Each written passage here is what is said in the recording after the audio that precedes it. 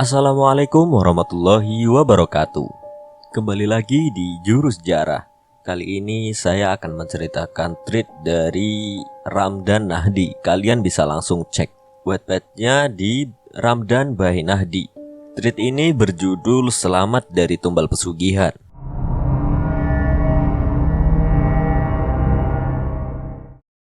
Entah dari mana harus kumulai cerita ini, semua berlangsung begitu cepat. Hanya dalam kurun waktu 1 tahun, keluargaku sudah hancur berantakan. Daripada kalian tambah penasaran dengan ceritanya, langsung saja kita masuk ke ceritanya. Pesugihan itu telah merenggut anggota keluargaku satu persatu. Rasanya air mata ini sudah benar-benar kering, menangisi kepergian mereka yang begitu cepat. Sedangkan aku hanya bisa melihat dari jauh, tanpa bisa melakukan apa-apa. Namaku Akila, anak pertama dari seorang pengusaha mebel di timur Pulau Jawa. Sejak kecil hidupku selalu berkecukupan, walaupun ada satu yang kurang, yaitu kasih sayang seorang ibu. Ibu meninggal sesaat setelah aku dilahirkan. Selang 2 tahun kemudian, ayah menikah dengan seorang wanita yang kini kusebut Bunda. Walaupun aku bukan anak kandungnya, Bunda tetap mengurusku dengan sangat baik. Dia juga memberiku 2 adik laki-laki bernama Steven dan Kevin. Terkadang aku kasihan dengan mereka. Pasalnya, aku dan Bunda lebih sering pergi bersama. Entah itu hanya sekedar belanja di mall atau makan di luar. Bahkan saking sayangnya, saat aku berencana untuk kuliah di luar negeri, Bundalah yang paling keras menolak. Singkat cerita, setelah melalui perdebatan panjang, akhirnya aku diizinkan untuk kuliah di luar negeri, tepatnya di Bonn University di Jerman. Awalnya ragu, karena ini kali pertamaku tinggal sendirian di luar negeri pula. Bunda pun sangat khawatir, terlihat dari sikapnya yang terus menggenggam tanganku sepanjang perjalanan ke bandara. Tahun pertama aku bisa melaluinya dengan lancar. Memasuki tahun kedua, jadwal kuliah sudah mulai padat dengan tugas yang menumpuk, sehingga membuatku sangat sibuk. Hal itu membuatku jadi lebih jarang menghubungi keluarga di Indonesia. Padahal biasanya setiap 2 hari sekali aku melakukan video call dengan Bunda.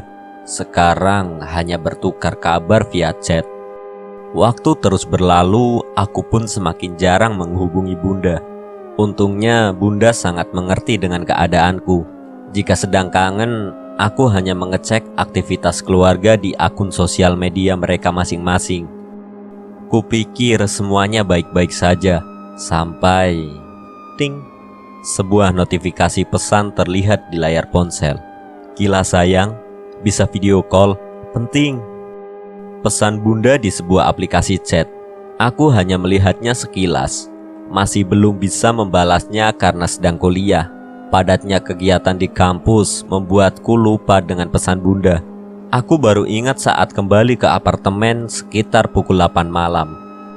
"Besok pagi ya Bun, maaf tadi di kampus lagi banyak kegiatan, sampai lupa bales chat." Balasku seraya membaringkan tubuh di atas tempat tidur. Tak lama ponselku berbunyi. Ternyata balasan dari Bunda. "Padahal sekarang sudah jam 1 malam di Indonesia." "Sekarang aja sayang," balas Bunda. "Loh, masih bangun ternyata." Dengan cepat aku menekan tombol berbentuk handycam untuk melakukan video call. "Bunda belum tidur," sapaku ketika wajah Bunda muncul di layar ponsel. "Belum sayang, Bunda masih nunggu balasan kamu loh," balasnya. "Iya maaf banget, tadi banyak kegiatan di kampus. Ini aja baru pulang ke apartemen." "Gak apa-apa, Bunda juga ngerti. Ngomong-ngomong, ada masalah penting apa Bun?" Seketika raut wajah Bunda berubah, terlihat sedih. "Bunda khawatir ayah gak bisa bayar kuliah kamu," ucap Bunda dengan wajah sedikit menunduk. Tak sanggup menatapku langsung. "Hah? Kenapa?" Aku terkejut mendengar ucapan itu. "Ada apa sih Bun?" "Sekarang kondisi di rumah lagi susah." "Susah kenapa?" "Bapakmu." Tiba-tiba Bunda terdiam. sambil menatap ke samping kiri. Brak! Bunyi suara ponsel Bunda terjatuh dan layar pun berubah menjadi hitam. Bun, Bunda kenapa? Tanyaku. Udah dibilang jangan kasih tahu Kila, ucap suara yang tak asing di telingaku, suara ayah. Tapi Kila harus tahu mas, balas suara lain. Tentunya suara Bunda. Pokoknya jangan, mas bisa urus semuanya. Kamu diam aja. Itu kamu masih video call sama Kila? Enggak kok mas. Srek, srek. Layar ponsel Bunda mulai bergerak. Sekilas kulihat wajahnya lalu tut. Video call terputus. Aku berusaha menghubungi Bunda tapi tidak bisa. Sepertinya ponselnya mati. Apa yang sebenarnya terjadi di rumah? Dari tadi aku hanya menatap layar ponsel, berharap Bunda segera mengangkat sambungan video call dariku. Namun semuanya nihil. Chat pun begitu, masih bertahan di centang satu. Rasa penasaran yang sangat kuat membuatku sulit tidur. Beragam pertanyaan muncul di benakku. Apa yang terjadi di rumah? Kenapa ayah membentak Bunda? Apakah Bunda baik-baik saja? Ada kemungkinan untuk menanyakan langsung ke ayah, tapi kuurungkan. Takutnya ayah malah bertambah marah. Keesokan harinya, aku masih terus berusaha menghubungi Bunda, namun belum juga berhasil. Ku coba menghubungi Kevin dan Steven, sama saja. Mereka hanya membaca pesanku tanpa membalasnya. 2 hari sudah aku tersiksa dengan rasa penasaran ini, hingga membuyarkan konsentrasi kuliahku. Segala macam cara sudah kulakukan, termasuk memberanikan diri menelpon ayah. Namun semuanya berakhir sia-sia. Sampai saat sedang kuliah, aku merasakan ponsel terus bergetar di dalam tas. Kulihat sekilas, ternyata rentetan chat dari Steven. Aneh sekali, padahal biasanya dia jarang sekali begitu. Selesai kuliah, aku langsung menuju taman, mencari tempat yang agak sepi untuk membaca chat tersebut. Kila sayang, apa kabar? Dari chat itu sudah sangat jelas kalau ini bukan Steven, melainkan Bunda. Aku pun terus membaca rentetan chat tersebut, yang inti sebuah permintaan maaf dari Bunda. Ada apa sih Bun? Semuanya gak bisa dihubungi, telepon gak diangkat, chat juga gak dibales. Bikin Kila kesel aja. Balasku masih dengan rasa marah. Tak disangka langsung direspon dengan cepat. Terlihat dari tulisan di atas layar sedang mengetik. Sekali lagi Bunda minta maaf. Handphone Bunda diambil ayah. Gak tahu disimpan di mana. Ayah juga ngelarang Bunda, Steven dan Kevin buat ngehubungin kamu. Ayah kenapa jadi begitu Bun? Ada masalah apa sih? Kamu jangan marah sama ayah. Bunda ngerti banget ayah kamu lagi pusing beberapa bulan terakhir ini. Pusing kenapa? Usaha mebel ayah lagi ada masalah, sampai terlilit banyak hutang.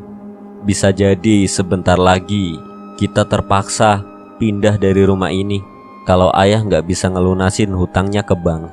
Banyak hutang? Kok bisa? Ayah kan bukan orang baru di dunia permebelan. Ayahmu kena tipu rekan bisnisnya yang sekarang hilang. Kalau gitu Kila pulang ke Indo aja deh Bun, daripada nanti jadi beban buat ayah sama Bunda. Biaya kuliah di sini kan mahal. Jangan sayang, ayah sekarang lagi keluar kota cari pinjaman dari teman dekatnya, biar bisa ngelunasin hutang sekaligus mulai usahanya lagi. Tapi Bun, aku gak bisa senang-senang di atas penderitaan Bunda sama ayah. Sekarang kamu berdoa aja, semoga segala urusan dan usaha ayah lancar, biar nanti Bunda bisa nengok kamu juga. Iya Bun, kalau Bunda kesini aku bakal ajak jalan-jalan. Chat terus berlanjut dengan obrolan layaknya ibu dan anak, seperti menanyakan kehidupan kampus, pria yang dekat denganku, makanan dan lain-lain. Sambungan kami pun diakhiri dengan video call bersama kedua adikku. Bagaimanapun aku sangat merindukan mereka. Tak terasa hampir 1 jam aku duduk di taman, ditemani guguran daun beach dan udara dingin di musim gugur. Kurai salah satu daun di atas meja batu yang sudah berwarna kecoklatan. Entah kenapa saat ku sentuh daun itu, timbul perasaan sedih yang teramat dalam. Mataku mulai berkaca-kaca dan air mata pun jatuh tak tertahankan. Perasaan macam apa ini? Hari terus berganti, aku masih tetap menjalankan rutinitas seperti biasa. Walaupun ada rasa yang berbeda dari sebelumnya. Semenjak mengetahui keadaan di rumah, pikiranku menjadi terbagi. Aku menjadi sulit berkonsentrasi dan lebih banyak melamun. Untungnya Bunda selalu menghiburku setiap malam. Bunda juga selalu meyakinkanku kalau kondisi mereka baik-baik saja. Namun, tetap saja ada yang mengganjal. Aku masih belum bisa berbicara langsung dengan ayah. Kata Bunda, ayah belum juga pulang. Hampir setiap hari Bunda menelponnya, tapi jawabannya selalu sama, nanti juga pulang. Paginya aku terbangun dengan perasaan campur aduk, antara sedih dan marah. Padahal sangat yakin ini bukan jadwal menstruasi. Perasaan itu terus mengikuti sampai di kampus. Aku menjadi lebih banyak diam.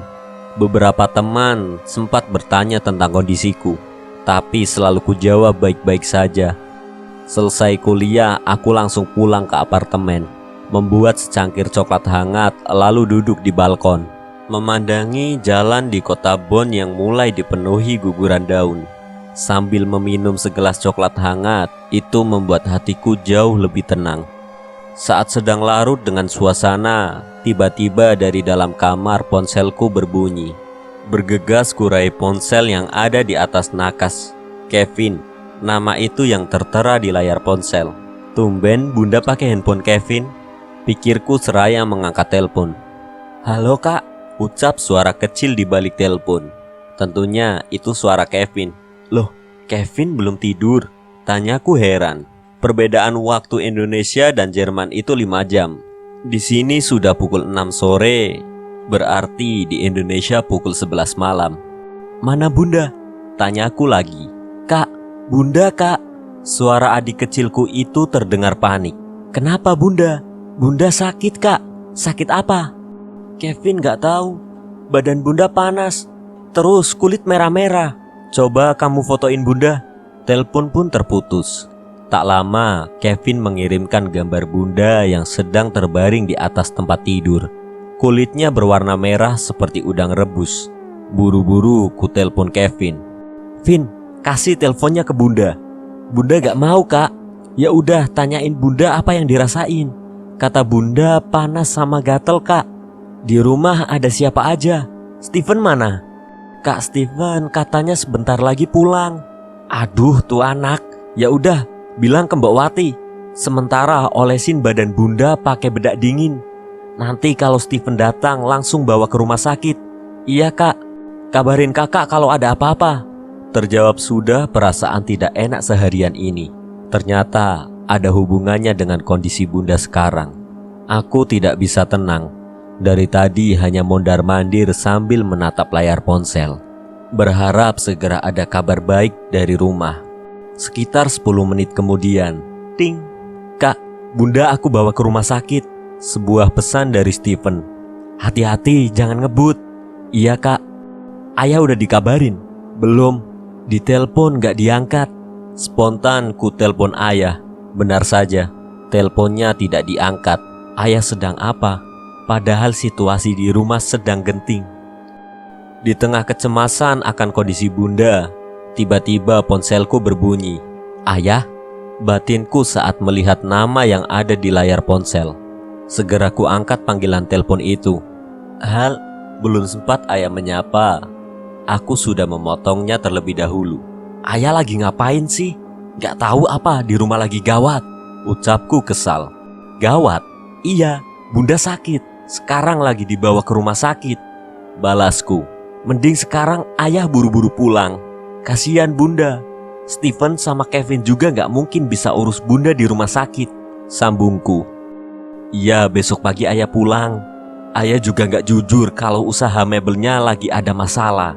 Kenapa gak jujur aja sih ya? Bunda cerita. Ya kan emang udah seharusnya Kila tahu. Bukan begitu Kila. Ayah takut nanti kuliahmu keganggu. Pokoknya sekarang kamu gak usah khawatir. Ayah udah dapet solusinya. Tapi janji, kalau ada masalah lagi, ayah harus cerita. Iya sayang, udah ya. Ayah mau siap-siap biar besok bisa langsung pulang, oke? Telepon ditutup. Selang beberapa menit kemudian, ada pesan yang masuk. Kak, ini udah sampai rumah sakit. Pesan Kevin. Kabarin kakak terus ya, Vin. Balasku. Iya kak. Kevin terus memberiku kabar terbaru tentang kondisi Bunda. Katanya, Bunda langsung dimasukkan ke ruang ICU karena kondisinya memburuk selama perjalanan ke rumah sakit. Bunda juga sempat teriak-teriak karena tak kuat menahan rasa sakitnya. Beberapa kali kejang-kejang hingga akhirnya tak sadarkan diri.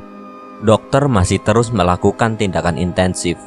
Sepanjang malam, Kevin, Steven, dan Mbok Wati berjaga di rumah sakit karena khawatir kalau kondisi Bunda tiba-tiba semakin buruk.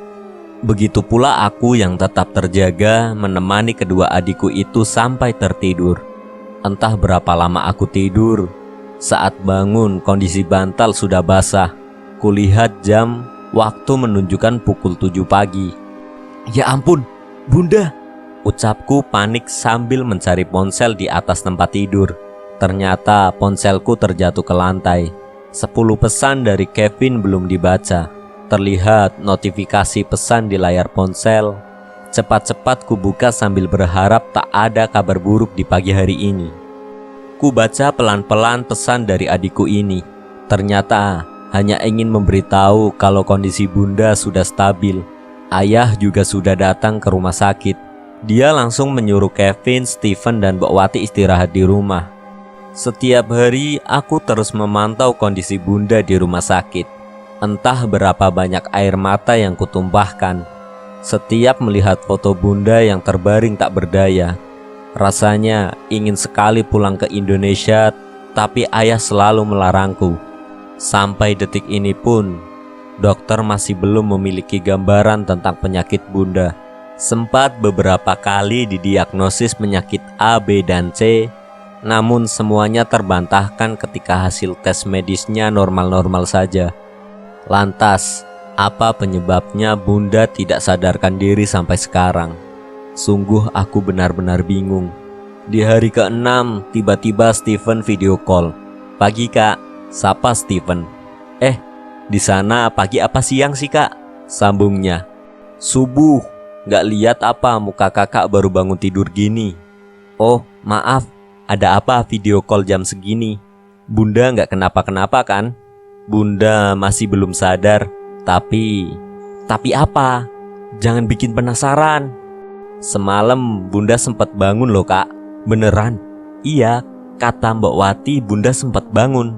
Terus gimana? Bunda minta minum terus bilang apa? Ngomong kok dipotong-potong. Kuperhatikan wajahnya Steven yang berubah muram. Kata Bunda badannya panas dan sakit kayak ditusuk-tusuk ribuan jarum. Terus? Sebelum gak sadar lagi, Bunda kayak melotot ke langit-langit. Gak tahu ngeliatin apa, kayak ketakutan gitu. Hah? Aneh banget. Makanya, aneh banget. Aku pas diceritain Mbok Wati sampai merinding. Dokter udah periksa? Udah, tapi sama saja. Tuh, Bunda masih belum bangun. Ucap Steven seraya menyorotkan kamera ke arah tempat tidur Bunda. Sekarang kamu jaga Bunda baik-baik. Iya kak. Dah, kakak mau lanjut tidur. Oke kak. Video call selesai, ku simpan ponsel di atas nakas lalu lanjut tidur.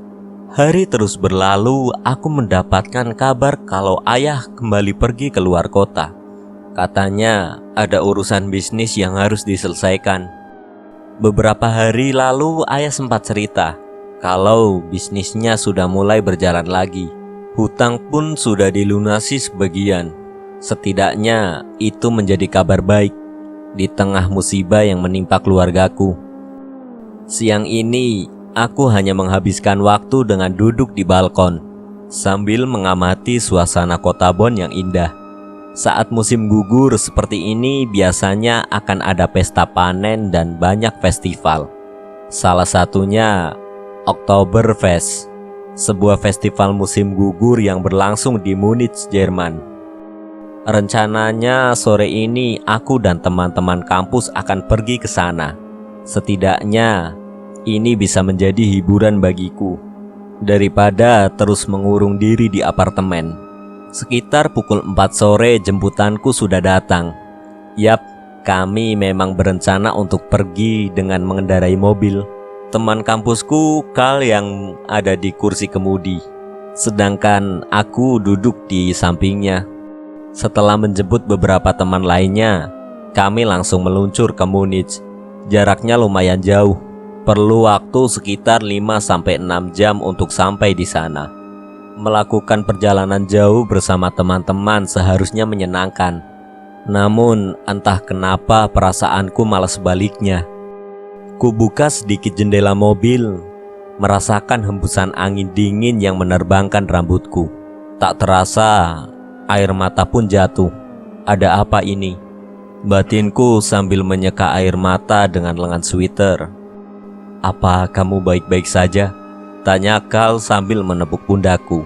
Saya baik-baik saja, balasku seraya menutup jendela. Sikapku itu membuat beberapa temanku heran. Bagaimanapun, mereka tidak tahu tentang masalah yang menimpaku. Sesampainya di Munich, suasananya jauh berbeda. Jalanan sudah sangat ramai dengan pejalan kaki. Carl langsung memarkirkan mobil. Lalu kami lanjut berjalan kaki ke tempat festival. Hiruk pikuk suara musik terus menemani kami sepanjang jalan. Sejenak, aku bisa melupakan masalah yang menimpa keluargaku. Mulai larut dalam suasana pesta yang meriah. Sampai-sampai tak sadar ketika ada panggilan telepon dari Kevin. Sadar-sadar ketika aku sudah sampai di hotel. Kulihat sudah banyak panggilan telepon dan video call yang masuk. Selain itu, ada banyak juga pesan yang masuk dari Kevin. Aku langsung pergi ke lobi hotel, duduk di tempat yang agak jauh dari keramaian. Lalu mulai membaca pesan dari adikku itu. Kak, angkat teleponnya. Kak, angkat cepet. Kak, angkat. Masih banyak lagi pesan serupa. Aku bingung dengan tingkahnya itu. Apa terjadi sesuatu di sana? Batinku sambil bergegas menelpon Kevin. Jujur aku sangat khawatir kalau terjadi sesuatu pada Bunda. Kak, kemana aja sih? Hardiknya. Ada apa, Vin? Gak tahu apa, di sini lagi gawat. Hah? Bunda kenapa? Bukan Bunda, ucap Kevin disertai isak tangis. Vin, kenapa nangis? Kak Stephen. Kenapa Stephen? Jantungku mulai berdegup kencang. Rasanya tak sanggup jika terjadi sesuatu padanya. Kak Stephen kecelakaan. Dek, jantungku ini seakan berhenti berdetak. Bibirku seakan-akan keluh mendengar kabar kecelakaan itu. Padahal baru beberapa hari lalu aku berbincang dengan Stephen. Kondisinya gimana, Vin? Tanyaku sambil berusaha menahan air mata. Ada sebuah harapan kalau Stephen baik-baik saja. Kak Stephen udah dibawa ke rumah sakit, lagi di ruang ICU. Balas Kevin semakin membuat hatiku hancur. Kamu sekarang di mana? Aku di rumah sakit sama Mbak Wati. Ayah? Udah kabarin ayah? Udah, ayah lagi mau pulang. Selanjutnya Kevin bercerita tentang kecelakaan yang menimpa Stephen. Mobil yang dikendarainya menabrak pembatas jembatan ketika dia pulang setelah menjaga Bunda di rumah sakit. Kecelakaan itu membuatnya tidak sadarkan diri hingga detik ini. Kondisinya kritis dengan luka serius di kepala. Dokter pun sedang berusaha menyelamatkannya. Tak terasa air mata mulai jatuh, memikirkan adikku yang sedang berjuang antara hidup dan mati. Beberapa orang memandangiku dengan tatapan heran. Bagaimana bisa di tengah suasana festival yang meriah ini, aku hanya duduk sendirian di lobi hotel dan menangis. Ding, sebuah pesan masuk. Kuseka air mata yang dari tadi jatuh perlahan menatap ponsel yang ada di genggaman. Kak, tulis Kevin. Ya, ku perhatikan tombol centang abu-abu berubah menjadi biru. Kevin sudah membacanya, tapi tak ada balasan. Notifikasi sedang mengetik pun tak terlihat. Vin, ada apa? Kukirim beberapa pesan untuk menanyakan keadaan di sana. Lagi-lagi hanya dibaca saja. Kesal akhirnya aku menelponnya. Telepon diangkat. Halo Vin? Tanyaku. Terdengar suara isak tangis di balik telepon. "Kak Kila nelpon, Den." Aku bisa mendengar suara Mbak Wati, diiringi suara tangisan seseorang. Jelas sekali itu tangisan Kevin. "Halo, Mbok?" "Ya, Non." "Kevin kemana? Dari tadi kok gak bales?" "Maaf, Non." Dan Kevinnya lagi gak mau ngomong. "Ada apa sih, Mbok?" "Non yang sabar ya, firasatku sudah tidak enak. Dan Stephen meninggal." Imbuhnya, seketika itu tubuhku lemas, seperti kehilangan separuh nyawa. Ponsel pun terlepas dari genggaman, terjatuh ke lantai, air mata mulai mengalir deras. Tingkahku itu semakin menjadi pusat perhatian orang-orang yang ada di lobi hotel. Kurai ponsel di lantai lalu berlari menuju lift. Aku tak bisa menahan derasnya air mata, sampai beberapa orang di lift menanyakan, apakah aku baik-baik saja? Tidak, aku tidak sedang baik-baik saja. Batinku sambil berusaha mengurai senyum di hadapan mereka. Keluar dari lift, tanpa sengaja aku bertemu dengan Carl.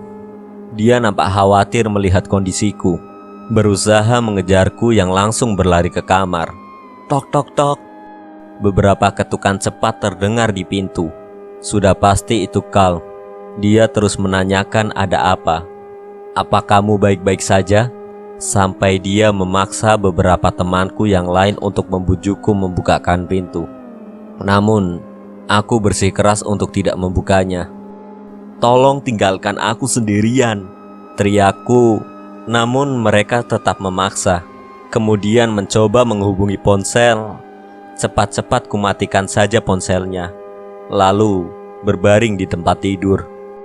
Aku ingin sekali tidur, berharap semua ini hanya mimpi. Namun, setiap kali mataku terpejam, bayangan Stephen selalu muncul. Kenang-kenangan dengannya terus terbayang, mulai dari momen saat pertama kali dia hadir di dunia sampai terakhir kali kami melakukan video call. Menangis terus-terusan membuat tubuhku lelah, hingga akhirnya tertidur.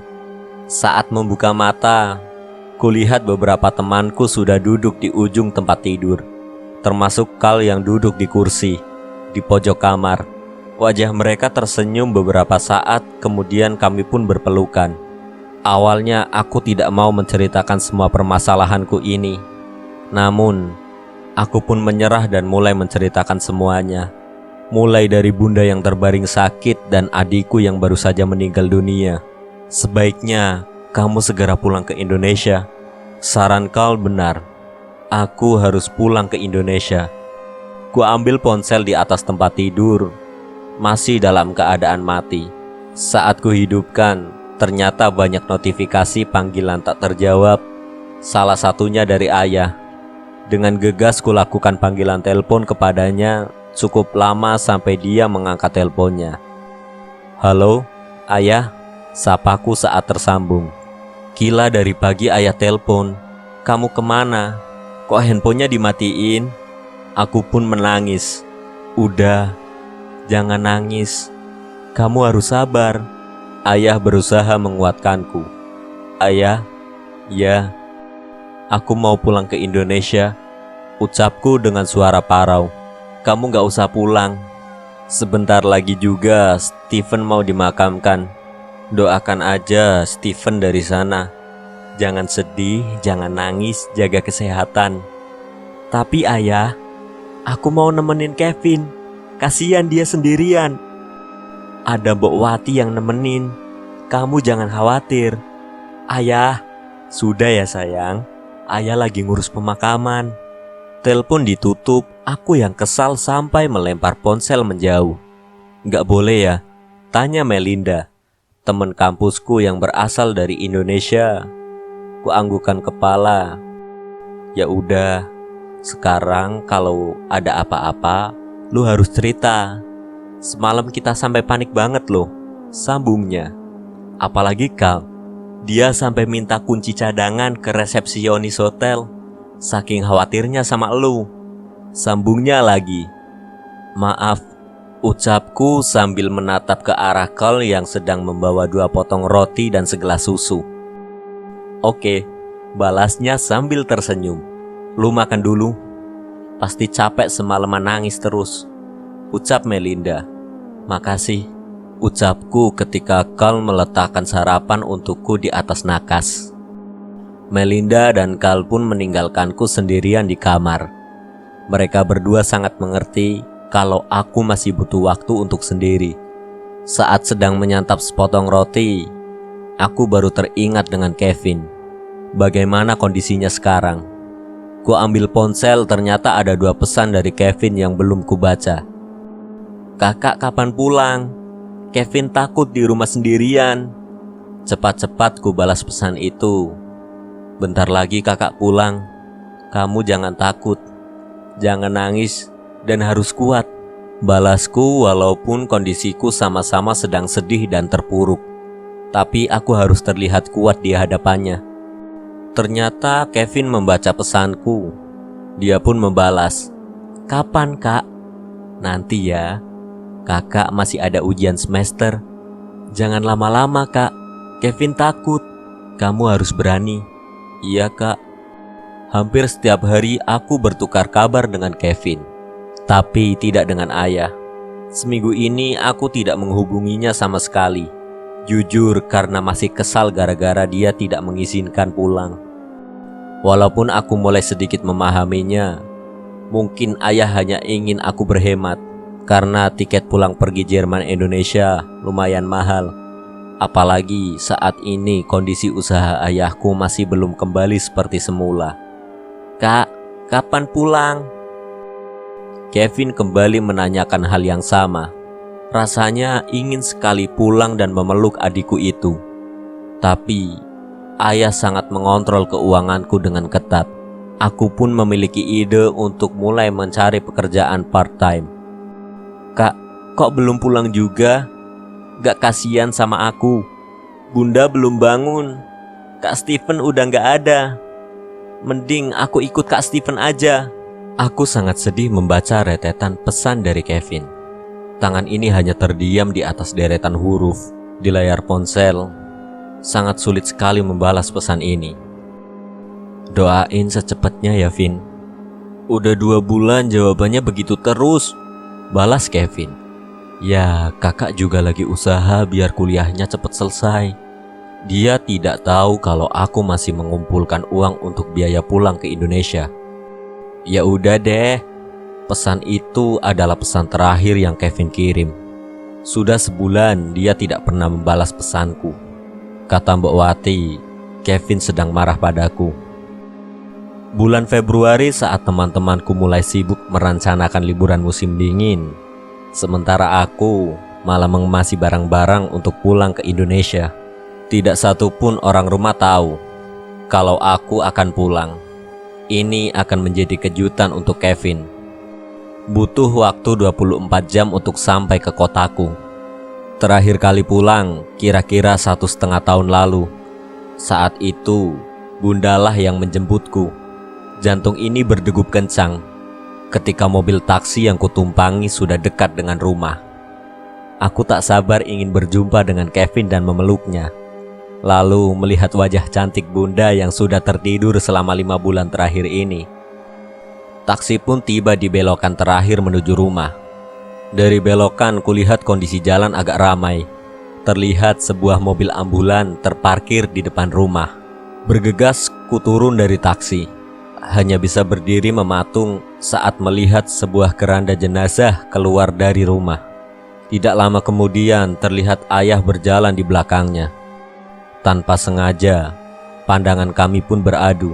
Tampak sekali ayah terkejut dengan kedatanganku. Dia pun berjalan perlahan mendekatiku. Kilah, sapa ayah sambil berjalan semakin mendekat. Sementara aku masih menatap ambulan itu. Jenazah siapa yang ada di dalam? Batinku.